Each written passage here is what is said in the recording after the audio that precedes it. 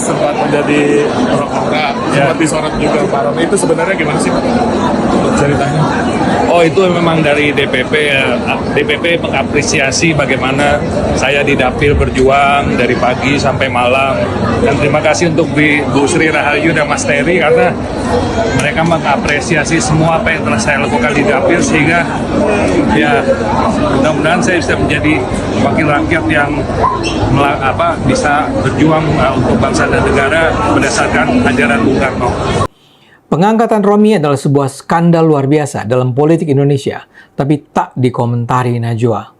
Diamnya Najwa ini jadi masalah, karena sebelumnya, Agustus lalu, dia menjadi tokoh utama dalam aksi peringatan darurat melawan DPR. Jadi dulu sangat heroik, sekarang kok bungkam. Tapi, dia tidak boleh menjadi anggota DPR dengan cara yang dilakukan PDIP saat ini. Kalau ini dibiarkan, pemilu kita, demokrasi kita berantakan. Yang paling menakutkan adalah karena dulu mereka terlibat dalam gerakan peringatan darurat karena dibayar. Juga Pak Romi sebagai anggota terpilih sempat menjadi perokok, sempat disorot juga Pak Romi. Itu sebenarnya gimana sih Pak ceritanya? Oh, itu memang dari DPP ya. DPP mengapresiasi bagaimana saya di dapil berjuang dari pagi sampai malam. Dan terima kasih untuk Bu Sri Rahayu dan Mas Terry karena mereka mengapresiasi semua apa yang telah saya lakukan di dapil, sehingga ya mudah-mudahan saya bisa menjadi wakil rakyat yang bisa berjuang untuk bangsa dan negara berdasarkan ajaran Bung Karno. Tapi ini nggak ada intervensi di balik ini. Nggak ada. Dari Bang Arteria ada pesan nggak Pak? Nah, itu teman saya. Untuk nanti mungkin ke depannya ini bakal seperti apa? Apa yang akan dibawa oleh Bapak Romi sama aku? Saya harus berjuang untuk dapil saya, untuk petani, untuk nelayan, untuk semua masyarakat yang telah saya temukan di pasar. Saya bertemu dengan pedagang. Saya harus berjuang untuk mereka sebagai cucu Bung Karno karena kakek saya dimakamkan di sana. Izin Pak Romi, ini kan versi dari Pak Arteria kan bahwa memang ini ada permintaan dari Pak Romi agar kursi itu diberikan kepada Pak Romi. Apa benar Pak ya ada permintaan? Bukan diberikan, tapi karena saya berjuang di dapil. Thank you ya.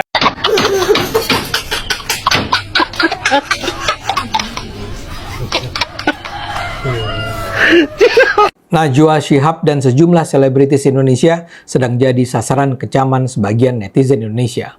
Mereka dikecam gara-gara diam saja soal penunjukan Romi Soekarno sebagai anggota DPR. Anda tahu kan kasus Romi, caleg PDIP yang diberi hadiah kursi di parlemen berkat keputusan Bu Mega.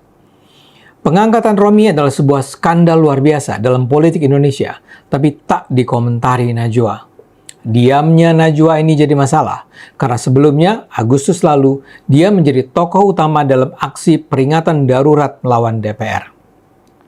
Jadi dulu sangat heroik, sekarang kok bungkam. Kemarin saya baru saja lihat konten TikTok yang bilang, kemana ya Mbak Najwa Shihab setelah mengeluarkan narasi peringatan daruratnya yang membuat kegaduhan di seluruh penjuru Indonesia? Komentar-komentarnya pun ngeri. Ada yang menulis, doi sibuk coy, cek amplop dan isi rekening. Ada pula yang bilang, kukira netral, ternyata Anies mania. Lantas ada juga, ternyata kritisnya Najwa selama ini ada kepentingannya. Atau yang singkat saja, Najwa anak abah. Supaya Anda nggak bingung, saya refresh dulu memori Anda ya. Agustus lalu, Najwa menyebarkan konten catatan Najwa di medsos dengan judul Peringatan Darurat. Di layar biru terlihat gambar Garuda Pancasila. Najwa memperingatkan masyarakat untuk melawan langkah Presiden dan DPR untuk mengeluarkan undang-undang yang merespons keputusan Mahkamah Konstitusi. Najwa mengatakan masyarakat harus bergerak melawan upaya Presiden dan DPR menantang putusan Mahkamah Konstitusi. Hashtagnya berbunyi, kawal keputusan MK. Najwa mengatakan peringatan itu harus disebarkan karena apa yang dilakukan Presiden dan DPR adalah pembangkangan konstitusi. Apa yang disampaikan Najwa itu sebenarnya menurut saya meragukan secara fakta. Upaya melahirkan undang-undang baru itu datangnya dari DPR, bukan dari Presiden. Tapi mungkin Najwa sudah sedemikian curiganya pada Presiden, maka dia pun merasa harus menyebut kata Presiden sebagai pelaku pembangkangan konstitusi. Ya, tapi bagaimanapun aksi dia itu sukses.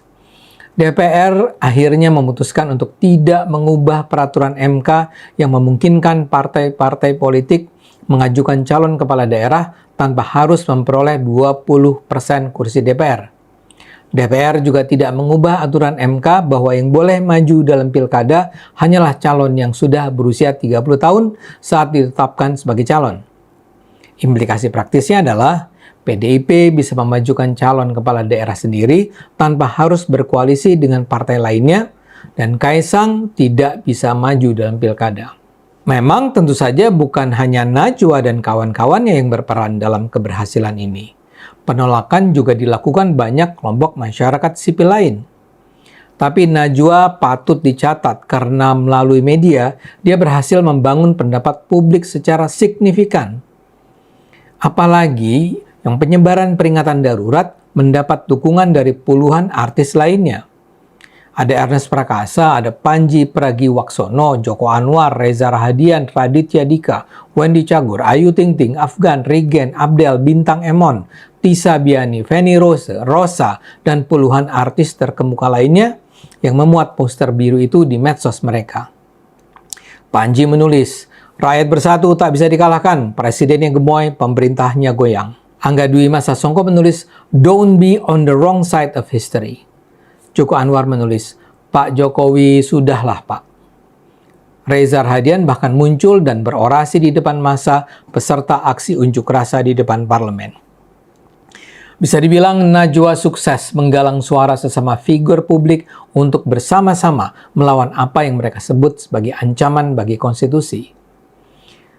Buat saya terus terang ini tentu harus dipuji. Demokrasi hanya bisa diselamatkan kalau masyarakat sipil bersedia terlibat dalam memperjuangkannya.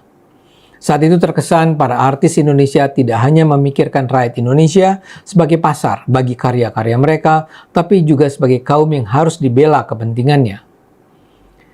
Saya sendiri tidak setuju dengan keputusan MK tersebut, tapi apa yang dilakukan Najwa dan artis Indonesia nampak sebagai langkah tulus para selebritis untuk menyelamatkan Indonesia.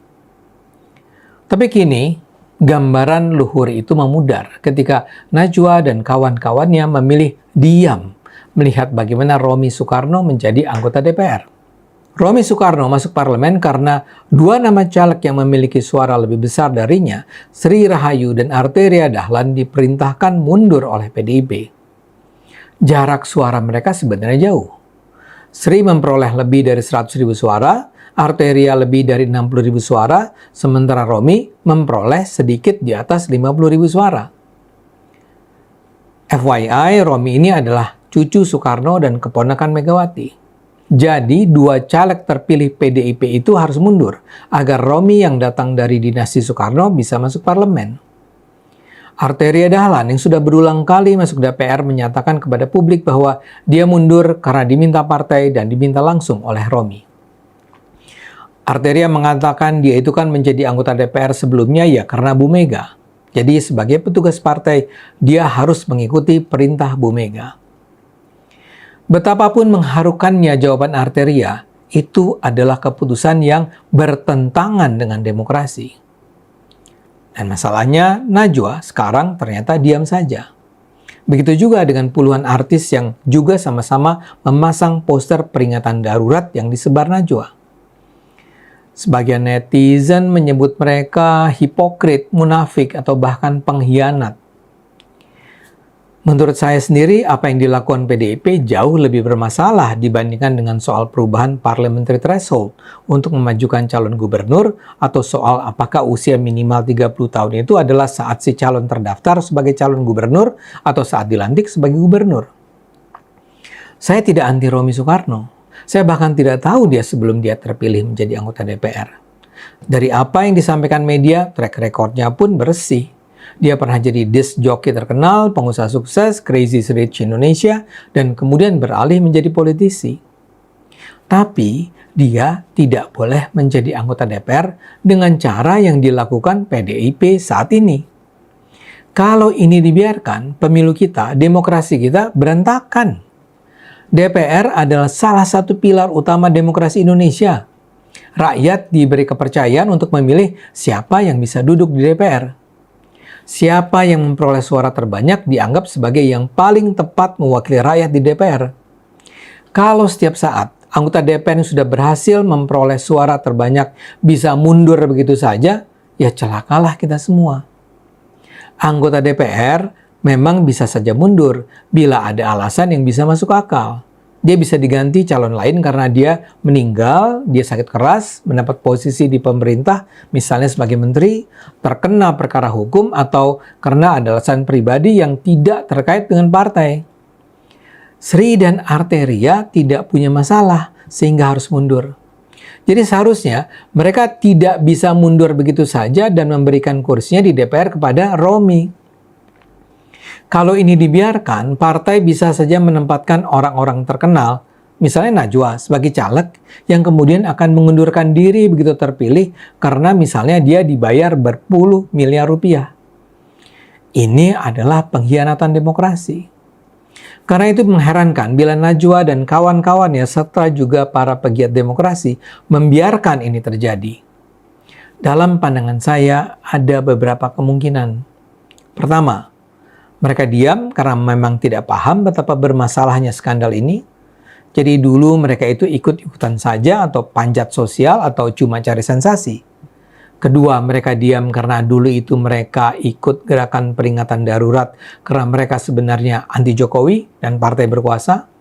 Tujuan utama mereka adalah memungkinkan PDIP mengajukan calon dalam pilkada dan menyingkirkan Kaisang. Karena tujuan sudah tercapai, ya sekarang mereka diam.